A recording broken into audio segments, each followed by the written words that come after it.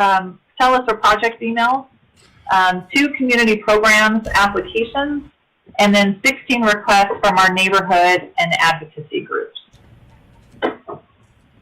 A summary of the request status were provided to the Commission and broken down into 3 categories: projects that are currently in the integrated 5-year work plan, projects that have been scoped and are awaiting programming and funding, and the 3rd category was projects that still need to be scoped and require further evaluation. There are currently 95 projects in the integrated 5-year work plan.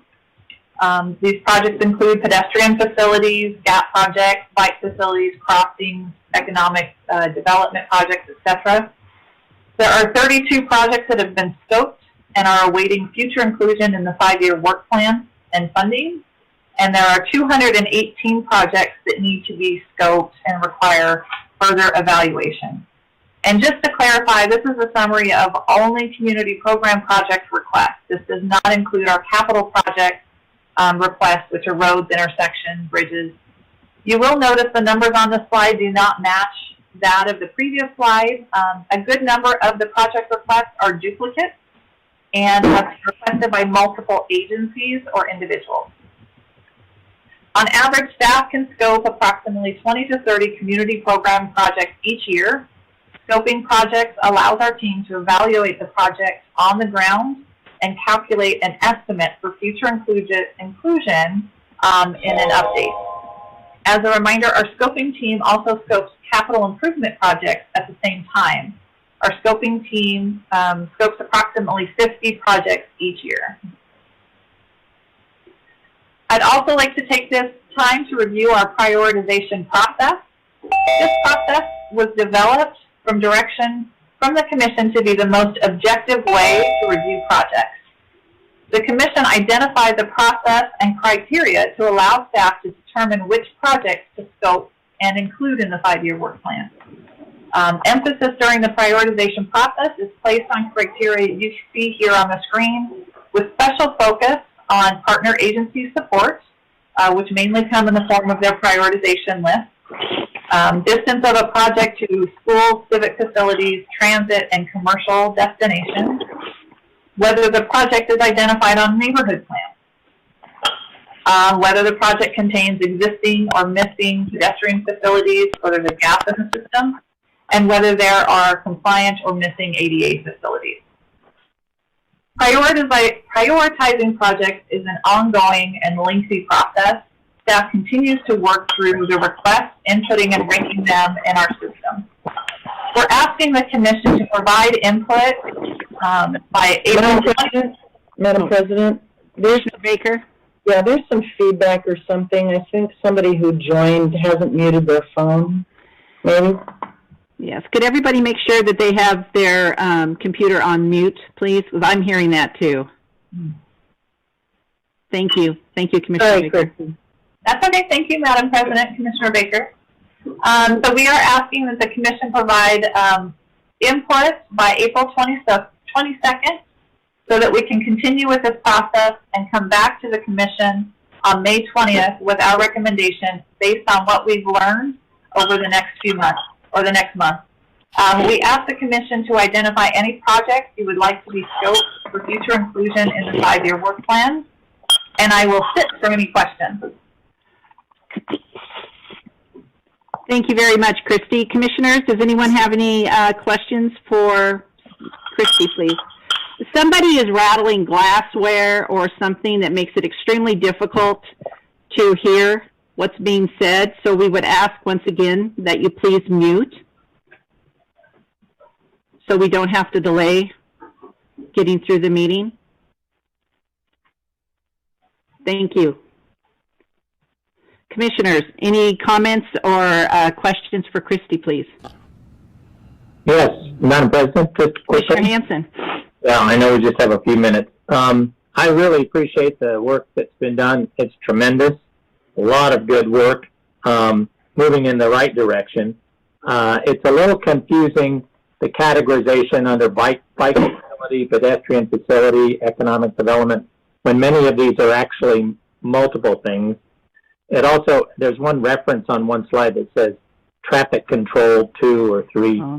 In fact, I think maybe what's happening, but it's not described here, is that all of these will have traffic calming design features, so that's not a separate project when you're doing a pedestrian facility or bike facility, a crossing.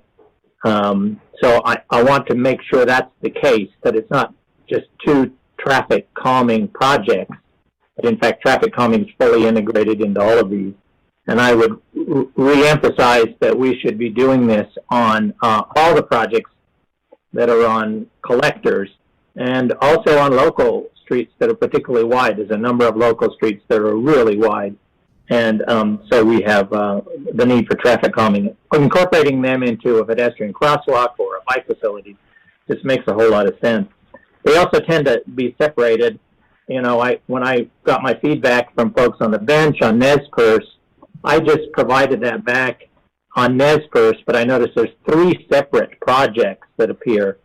So it's really hard to find from a neighborhood level unless you go back to the map and you're online and say, oh, this is here and this is here, to see how the neighborhoods connect. I did ask last year if there's possible to do a spreadsheet that indicates where the projects lie within a neighborhood or within an attendance zone for an elementary school, because there's not always a defined neighborhood association. So that might be a tool of just redesigning it. It took me a long time, just a lot of hours personally, going through the lists we already had and then pulling out which ones applied to a particular neighborhood and discovering there might be 2 or 3 on the same street. So those are my suggestions. Okay, thank you. Some good comments. Any other commissioner have a comment? So April 22nd is our date to get everything back to you that you're requesting. Madam President, that's correct. To keep the current timeline to process the 5-year work plan, we do need to know from the commission if there's any specific projects they would like to have scoped, because that will be happening relatively soon. So we need to get that information. Thank you very much for putting this all together, Christy. We appreciate it. Thank you. I think we just have a couple more minutes to go. Any other comments? No, I don't. Okay. Thank you, Christy. Thank you. And Commissioner May, we are at 12 o'clock if you'd like to convene, formally convene the session. Okay. We will hereby call our commission meeting to order. And if you would please do the Pledge of Allegiance, Director Wong. If you could all follow me, please. I pledge allegiance to the United States and to the republic for one nation, under, indivisible, with liberty and justice for all. Okay, thank you very much, and we have several people that have joined us, and thanks to everyone. Hopefully we can work out any kinks that we have. This is a new way for us to communicate with everyone, and Stacy Spencer has done a great job coordinating everything for us. On the screen, you will see a couple pictures, and I would like to take this opportunity, as I have in the past, to recognize some members of our team. Recently, ACHD was audited by ITD for our annual overhead cost review. This was done completely electronically, obviously a first for both ACHD and ITD. I'm pleased to share with you that once again, ACHD did ace the audit, so congratulations. This is due to the outstanding professionalism and continued focus on every ACHD financial aspect we are involved in regarding our mission.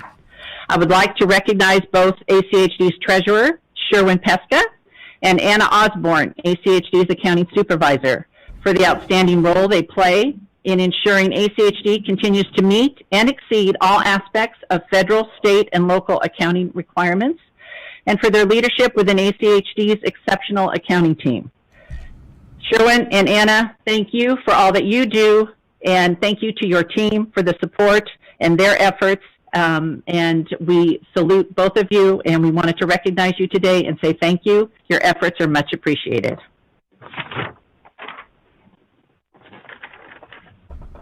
Okay, now we will move on to adopt our agenda. Is there a motion? So moved. I'll second that. Is there a second? Okay, we have a motion. All in favor? Aye. Aye. Aye. Okay, motion carries. The consent agenda. Items on the consent agenda are considered to be routine and will be enacted by one motion. There will be no separate discussion on these items unless a commissioner or citizen so requests, in which case the item will be removed from the consent agenda and placed on the regular agenda. All consent agenda items are commission action items unless noted. Madam President, I would like to make the motion to approve the consent agenda. However, I would like Mr. Price to come up and give us a two-minute or less explanation of why item 1 needs to remain on the consent agenda. Thank you. We have a motion before us. Is there a second? Yes, I'll second the motion. Okay, we have a motion with a second. All in favor? Aye. Oh, I wanted Mr. Price to just give a Oh, before we vote? brief explanation just before we vote, why Oh. item 1 is staying on the consent agenda. Okay, I was just asking for a vote before we go forward since this is a departure. Commissioner Madam Hanson? President, isn't this a discussion of the consent agenda, which specifically says we can't discuss because they're routine? All right, then we guess we don't need to hear from Mr. Price and we can just go right to the vote. I would ask, Madam President, we have a citizen request to move item 1 to the regular agenda, so Mr. Price can speak to it. I would so request.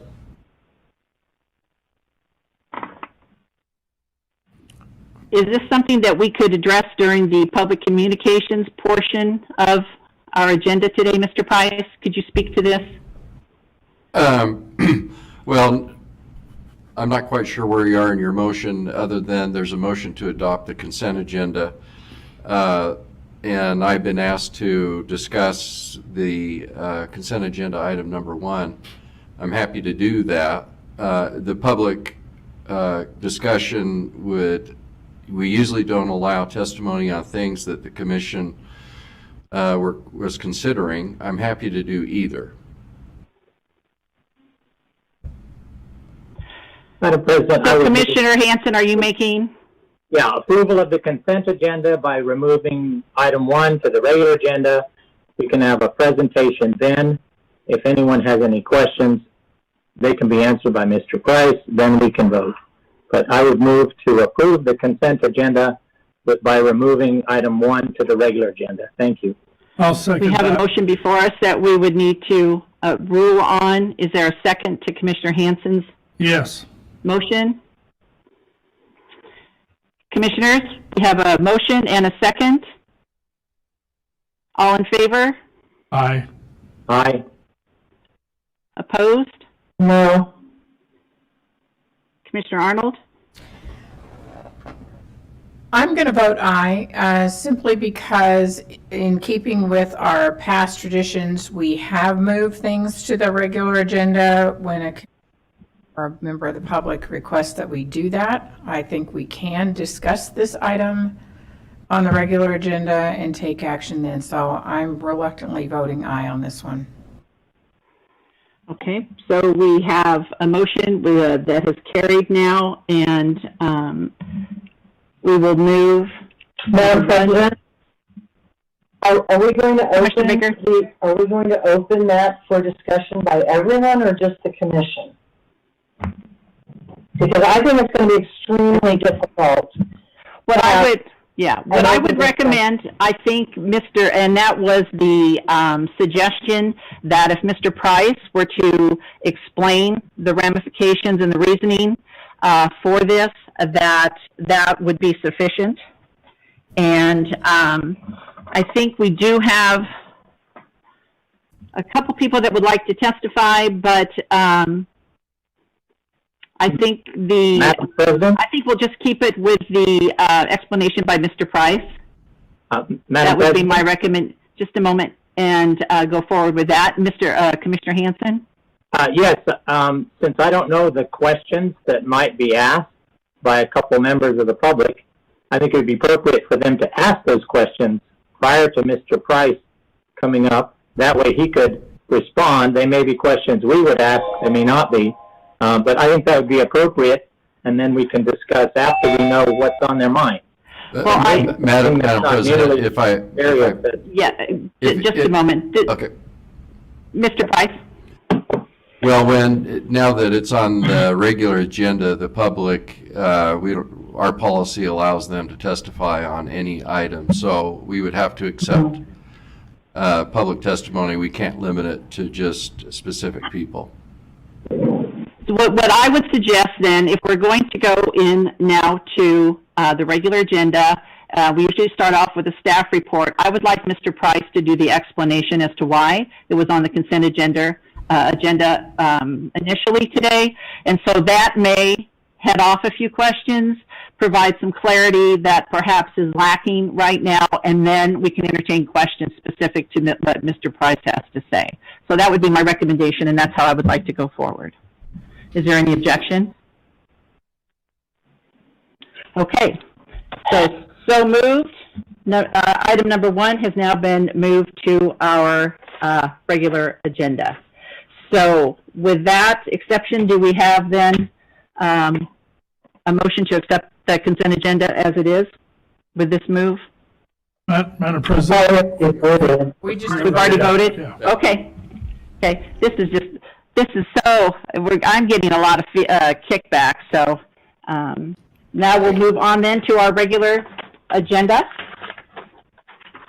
All regular agenda items are commission action items unless noted, and as the previous vote has indicated, we now have the bicycle operations at Pedestrian Hybrid Beacons on our regular agenda, and we will start off with Mr. Price. Mr. Price? Thank you, Madam President, Commissioners. Steve Price, General Counsel for the Legal Department. The reasoning why this particular agenda item is before the Commission is really for one purpose, and that is to obtain tort immunity under the Idaho Tort Claim Act. Under the Idaho Tort Claim Act, a governmental entity can obtain immunity up to a claim of $500,000 in 2 scenarios. One is if the design meets industry standards, which then authorizes an engineer to stamp it and certify that the principles meet those standards.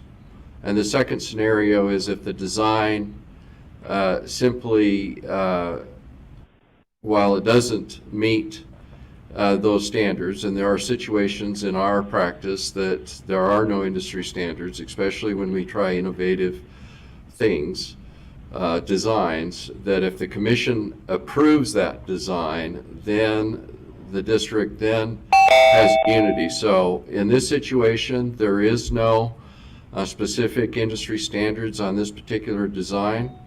We're simply coming to the Commission to authorize and approve the design for use within the right-of-way. We are not approving any specific locations. We're only trying to obtain that governmental immunity.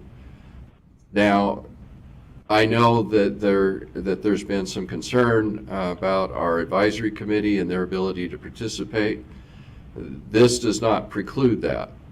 In the future, most certainly the bicycle community will be able to provide recommendations as to the ACHD Commission as to locations that they either desire or they do not like. And that most certainly should continue to happen through the advisory committee. But today we're solely only trying to obtain the tort immunity under Idaho law for the design that we're currently advancing. So I hope that answers some questions. I'm happy to stand for any additional questions. Thank you very much. Commissioners, does anyone have any additional questions for Mr. Price? Yes, I have one, just for clarification. Commissioner Goldthorpe? Yeah, I already know the answer to this, but just so everybody else can hear it. As we go along and let the Bicycle Advisory Committee know where and when we plan on putting these particular facilities up, will they then be able to have the opportunity to comment? Madam President, Commissioner Goldthorpe, yes. Thank you. Yes, and we have let the committee know that, Commissioner Goldthorpe. So make sure that's a good point to bring forward. So Stacy, I'm not there. I don't know. I see a few, President May? just a moment.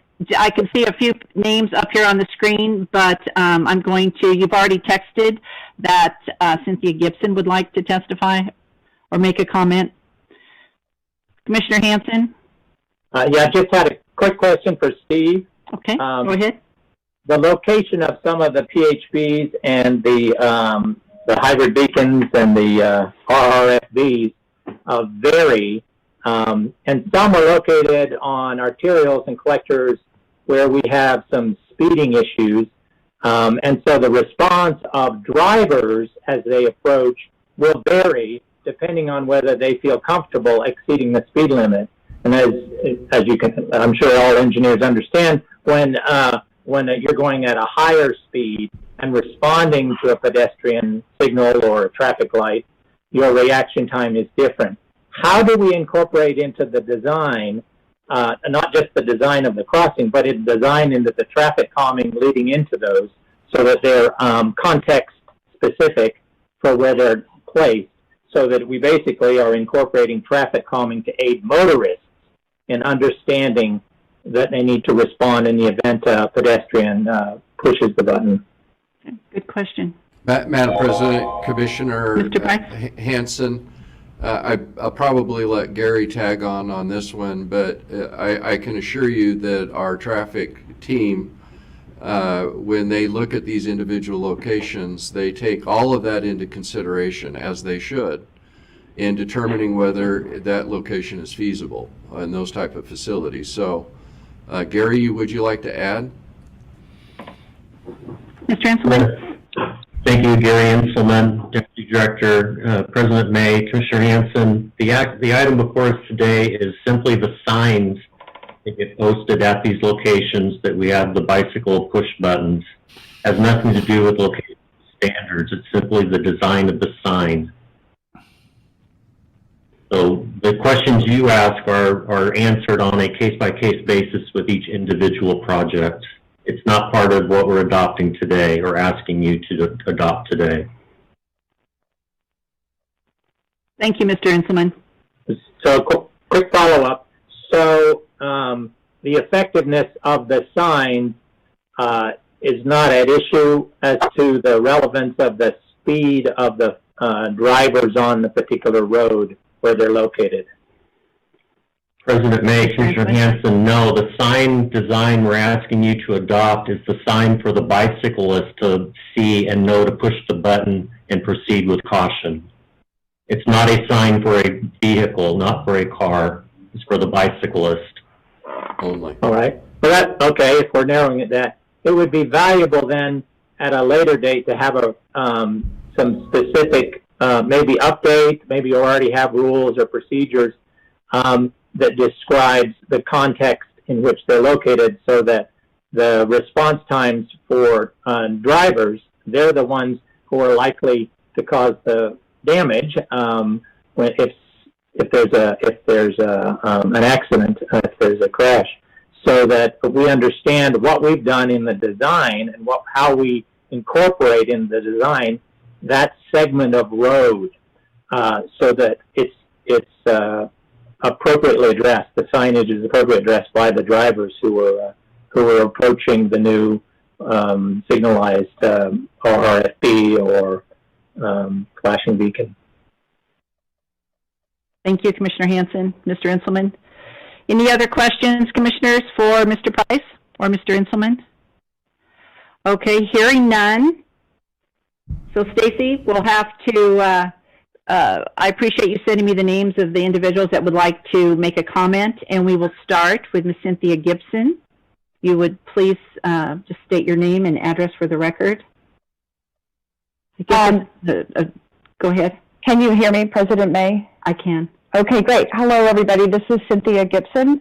My address is 2004 North 9th Street in Boise, Idaho. And I wanted to follow up on a correspondence I sent to the commissioners on March 17th in regard to some locations to do some traffic calming, more specifically to do some curb extensions. 3 of those projects were high priority projects on the North End neighborhood bicycle and pedestrian plan. They are on 8th and 9th Streets near Longfellow, 13th Street and Sherman, and then Harrison Boulevard between Irene and Bella. There is a 4th location in the North End that has come to my attention from some people who live in the area of 26th and Ellis. There's been some speeding that they would like to see calmed. So those are 4 locations in the North End. The 5th location that has also come to our attention is up on the bench, and it's near Whitney Elementary on Nez Perce. The original reason for traffic calming was to improve safe routes to school areas for children to get to and from school. Obviously, children aren't in school right now, but we are in a health crisis. And what we're finding out now from areas that have been harder hit than Idaho is that people who are most susceptible to this COVID-19 virus are people who have a high risk of chronic disease, like heart disease, stroke, and diabetes and obesity. And so a recommendation is for activity every day, and a great way to do that is to walk. And we are seeing more people walking on our streets, and we would like to improve safety for them. Fewer cars. This seems like the perfect opportunity to move forward. For our last project, which Commissioner May came and visited us, we used cones and signs. We have equipment to do these. And so I'm here today to let ACHD know that we want to help do this. By we, I mean AARP, Idaho Walk Bike Alliance, Idaho Smart Growth, Treasure Valley Cycling Alliance, and Safe Routes to Schools of Treasure Valley. So with that, I'll stand for questions or comments. Thank you. Thank you, Cynthia. We appreciate all your efforts. We did receive your letter, and it's been forwarded on, and so we do appreciate the input. Are there any questions for Cynthia? Yes, this is Commissioner Goldthorpe. I have one. All right, Commissioner Goldthorpe, go ahead. Sure, Cynthia, were any of these particular projects included in any request prior to the March 27th deadline for additional community programs consideration? Oh, I just got a yes. They're in there. Thank you. Thank you. Okay, thank you. Thank you, Cynthia. Okay, next we have Ms. Lisa Brady would like to comment. Lisa, welcome. Thank you. Thank you, President May. We'll get through this. This is not my first Zoom meeting, so Lisa Brady, residing at 1506 North 12th Street, broadcasting live from my dining room. For the matter in front of us right now, I want to thank you for moving this item to the general agenda so we could ask a couple of questions from the bike advisory side, just because we missed our meeting on Monday, which would have helped me feel a little bit better, and also to bring up a point about this signage. One thing that I would be concerned with is we're only addressing one sign, which is the signs that are going to address the cyclist crossing.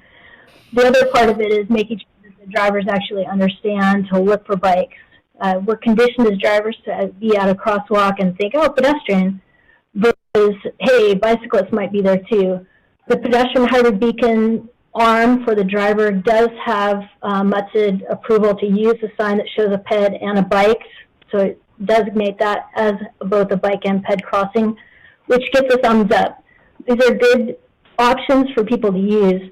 My concern will be with the rapid flashing beacon that right now we don't have that bicycle and pedestrian symbol on those signs. So as you look at this, there should be that additional standard in this particular agreement that that signal arm for the driver is included in the messaging for use of these facilities. And that's all I had. Thank you very much. Thank you, Lisa. Mr. Enselman, did you want to address that? Or Mr. Price? No? Okay. Thank you, Lisa. We'll take your comments. Okay. Anybody else like to comment? Madam President, I see in the Zoom group chat that Mr. Clancy Anderson he doesn't have a microphone, but he has a question, and I'd like to address that. Absolutely. If you could read it for us, that would be appreciated. It says, I don't have a microphone, but I wish Mr. Price's comments would be made public on this. The first go. Also, the existing installation should be 8th and River should. Okay, I lost you there, Mr. Price. Did anybody else lose him? Want me to read it, Steve? Yeah, thanks. Okay, from Clancy Anderson. I don't have a microphone, but I wish Mr. Price's comments would have been made public on this the first go around in early March. Also, that existing installations should be required to be reviewed via the BAC. 8th and River should add bike symbols to probably there since the school is no longer there. So. Okay, thank you. So, Madam Mr. President, with regard to his comments, the existing facilities, the BAC would most certainly have the opportunity to provide comment to the Commission on the existing locations. I'm sure staff would most certainly present those to the committee at their next meeting and receive those comments. And the other comments by Mr. Anderson would be taken under consideration moving forward. Absolutely, as all comments made today will also be. Thank you, Mr. Price. Is there anyone else? Stacy, do you have anyone on your list? Nobody else Want to make sure. Did you hear from Deanna Smith? She is logged in. Okay, so she must not want to say anything. Hopefully questions were answered. All right, so commissioners, you have an item before you. Is there a motion to approve? So moved. Second. We have a motion and a second. Any further discussion? All in favor? Aye. Aye. Aye. Aye. Okay, thank you. Motion covers, or motion carries. Any other comments? All right, hearing none. Wait. Ms. Oh, Deanna Stacey. Smith has now said that she would like to comment during public comments. Okay, On a different topic. Deanna? The public comment period is open, so I and a few others wanted to join you today to bring up a issue that we see as a growing health and safety concern in our communities that we believe ACHD can help with. We would like to ask ACHD to implement strategies to increase the roadway network for our other modes temporarily. Our roads make up the largest amount of our public space in our cities and towns, and there is growing pressure to increase public space to allow people to walk and bike with safe social distance. I read in Idaho Business Review this morning that we're at about 40% less traffic, and at the same time, we know there are more people walking and biking, as this is one of the few outlets they have at this time to be outside and active. Such temporary repurposing could include such things as lane closures on multiple lane roads, especially those that parallel our other uses, such as parks or pathways. It could include closure to on some local roads to all the local and delivery trips and collectors as well. These would be an excellent opportunity for ACHD to highlight the low-stress network you've identified and adopted. And one other strategy ACHD could consider is to work with the cities to temporarily reduce speed limits in those areas where we identify places that people are either using the travel lanes to walk or need them. We have many communities, as you all know too well, that don't have sidewalks, or places where the sidewalks, frankly, are way too narrow to have this safe social distance that we need at this point. We recognize that ACHD is currently constrained and that you're only doing essential services. But we wanted to come before you today and say we believe this is an essential service and that there are several organizations in our community prepared to help in whatever way we can work with ACHD to implement some of these strategies. So to that, I just wanted to raise this topic so you all could be thinking about and talking about it, and to really urge you to think seriously about this opportunity to help our communities be safe and healthy, and give them this opportunity that really only you have the authority to do. So I'll stand for questions, or I'll turn off my mic and let somebody else talk. Any questions? Deanna, we appreciate your comments and your suggestions. Thank you very much. Thank you. All right, Lisa Brady, Thank you. you would like to make a public comment? Yes, thank you, President May and Commission. To follow up on what Deanna's saying, I wanted to note that I have seen your ADHD social media pushing for social distancing and making sure that people are doing the right thing when we're dealing with this particular issue. And what I noted on my side was we have a lot of increase in biking and walking, and we're seeing that all over the place. And with the parks getting a little bit more strict, we're seeing more people walking out into the street.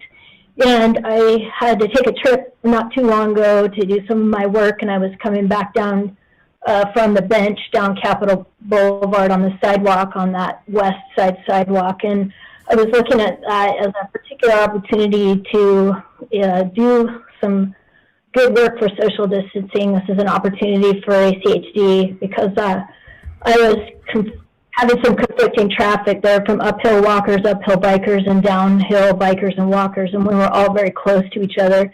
Not having another real opportunity to get out of there other than go against traffic in that third or fourth lane on Capitol, I kind of wondered if that might be an opportunity for ACHD to maybe take a look at that. And partnership I would offer from the TVCA and Safe Routes to School, looking at some of these more heavily used corridors, and as things continue to change on a daily and hourly basis, maybe what other opportunities there might be for ACHD to maybe just temporarily put in some places so people can get there, but further away from each other when they're walking. So I just appreciate the encouragement that ACHD has been doing to stay safe, but at the same time we want to add a little bit extra safety for those kids. Like with that signal timing for optimization, that's making things smoother for people.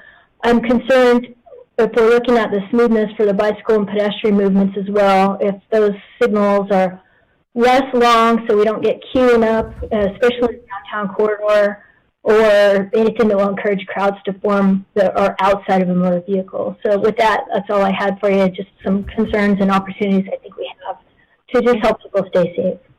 Thank you very much. As always, we do appreciate your input and your suggestions. Thank you, Lisa. I don't have anybody else on my list, and Stacy indicates there are no others on her list, no hands up. Commissioner Baker, anybody else have any comments before we end our public communications? Okay, hearing none, then everybody please take care and stay well, and we stand adjourned. Thank you.